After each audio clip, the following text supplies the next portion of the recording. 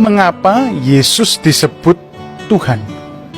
Bukankah dia ini, banyak orang bilang, hanya seorang nabi? Ya, Shalom. Nabi itu menurut agama apa dulu? Pertanyaannya gitu. Kalau nabi menurut agama Islam misalnya ya, seorang yang menerima wahyu Tuhan tidak wajib menyampaikannya kepada umat. Kalau Rasul, seorang menerima wahyu dan wajib menyampaikannya kepada umat. Itu kan Islam. Di dalam Kristen, nabi itu berkaitan dengan kata pengkabar atau haroeh, pelihat. Jadi nabi itu sesuatu yang memiliki nubuat untuk masa depan yang belum terjadi. Makanya disebut dalam bahasa Yunani prophetes. Jadi dalam iman Yahudi dan iman Kristen definisinya beda. Nah, makanya Yesus itu hanya nabi. Kenapa disebut Tuhan? Pertanyaan harus diurai dulu makna nabi itu apa, gitu. Tidak boleh kita kemudian memaksakan definisi kita kepada orang lain. Nah, ketika saudara Muslim mengatakan bahwa Isa itu Rasulullah, Musa itu Rasulullah, lah tiba-tiba lihat Paulus Rasul, lah ini Rasul palsu ini. Istilahnya sama tapi pemanaannya beda. Dalam ajaran Yahudi dan Kristen itu Musa tidak pernah disebut Rasul, tetapi Nabi. Gitu. Abraham disebut Nabi, tetapi tidak pernah disebut Rasul. Rasul itu bahasa Ibrani saliyah. Bahasa Aramnya salika, artinya utusan, kongregasi. Dan Yesus disebut Rasul juga dalam Ibrani pasal 3 ayat 1. Tapi maknanya, Rasul di situ adalah utusan Tuhan dalam sakramen penebusan dosa. Seperti imam besar dulu adalah utusan Tuhan yang mewakili 12 suku Israel. Diasisteni oleh 70 tua-tua kan itu kan. Maka pola ini persis diteruskan oleh perjanjian baru. Yesus adalah imam besar perjanjian baru, makanya dia disebut Rasul, mewakili 12 suku, sekarang dirohanikan. 12 suku itu sekarang adalah gereja, ya, 70 murid, tapi bilangannya tetap sama, ada imam besar, ada 12 murid, ada 70 murid. Itu kan gambaran Yudaisme tentang imam besar yang menjadi utusan mewakili 12 suku, biasanya imam Lewi kan. Kemudian ada 70 tua-tua, ya, itu yang tercatat di sana. Itu jadi Yesus itu nabi juga, tapi nabi dalam makna yang berbeda dengan nabi Islam, gitu loh.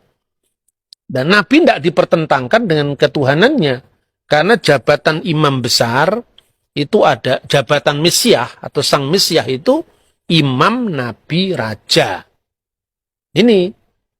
Jadi Mesias itu raja, Mesias itu nabi, Mesias itu imam. Itu dalam iman kita. Kalau soal Tuhan, kita kalau menyanyi di gereja-gereja karismatik, gereja-gereja Pentakosta itu kan, Yesus Tuhan dan Allah kami, itu kan.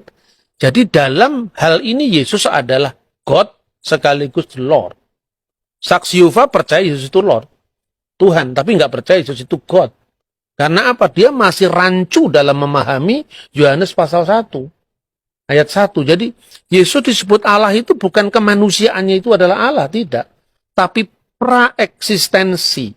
Sebelum firman menjadi daging, firman itu sudah ada dan firman itu adalah Allah. Jadi dalam wujud ilahinya, dalam kodrat ilahinya, firman itu adalah Allah. Kemanusiaannya tentu baru ada telah dilahirkan Bunda Maria kan. Nah, dalam tugas kemesiasannya itu, maka Yesus disebut Tuhan. Tuhan itu Lord. Dari mana teksnya? Kalau kita membaca misalnya di dalam Injil Markus ya, pasal 12 ayat 29 dan seterusnya, itu jelas ketika Yesus ditanya hukum apa yang paling utama dari segala hukum yang ada. Misvah Harishona. Itu yang pertama, Shema Yisrael Adonai Elohenu Adonai Echad. Shema Yisrael Adonai Elohenu Adonai Echad. Dengarkanlah wahai Israel, Tuhan Allah kita, Tuhan itu esa. Itu yang menunjuk kepada Godhead, keilahian, divine of Jesus Christ. Jadi Yesus itu anak Daud, betul, secara daging.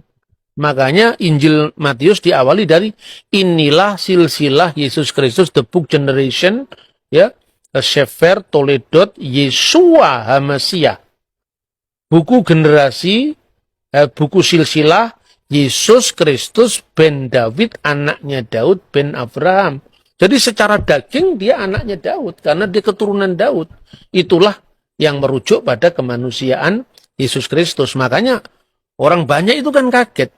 Loh, katanya di Mazmur kan dikatakan dia adalah Tuan, Adoni, Tuanku. Bagaimana dia disebut tuannya Daud sekaligus anaknya Daud? Coba kita baca Mazmur ya Tehillim 110, kita baca di sana. Ayat 1 dulu, ayat 1 dulu. Ya, Mazmur Mesianik, betul. Le David Mismor, Neum Adonai Ladoni, Sef Lemini Ad Asid, Oyefeha, Hadom Relak Leha, menjadi tumpuan kakimu. Jadi kalau di sini diterjemahkan secara bebas begini, Mazmur Daud, Tuhan mendeklarasikan kepada Tuanku, duduk di sebelah kananku, sampai ku buat musuh-musuhmu menjadi tumpuan kakimu. Nah, itu yang menarik adalah permainan kata kalau di bahasa Indonesia, Tuhan dengan huruf besar, karena itu menerjemahkan YHWH. Sedangkan yang satu adalah Ladoni, Tuan, benar-benar Tuan. Nah, Tuhan itu Tuan di atas segala Tuan. Gitu. Nah, yang menarik di sini yang ayat keempat kali ya, Pak. Ya, ya. Ini tentang keimaman. Misbah Adonai, velo yinachem, ata kohen leolam, al dibarti Malkisedek. Jadi Tuhan bersumpah dan dia tidak menyesal. Engkau adalah imam. Imam, tapi menurut apa? Imam yang kekal menurut perkataan Melkisedek.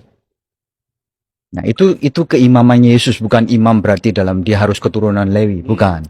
Tapi dia adalah imam menurut Melkisedek. Makanya tadi disebut ada 3 matra atau 3 aspek dalam gelar Mesias, yaitu raja pertama ya. Makanya disebutkan di situ firman Tuhan, Neum Hashem Ladoni, kepada Tuanku. Nah, dalam bahasa Indonesia tadi betul dikatakan Mas Edward bahwa kalau Anda membaca bukunya Muhammad Yamin, Kamus Melayu abad 18-19 itu Tuan segala Tuan, itu Tuhan. Jadi huruf H di sini menekankan ketuanan di atas ketuanan. Jadi penguasa segala penguasa. Dalam makna ini Yesus disebut Tuhan. Duduklah kamu di sebelah kananku.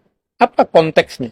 Bukan berarti ada 2 kursi, terus Allah di sebelah kiri, Yesus di sebelah kanan. Bukan seperti itu.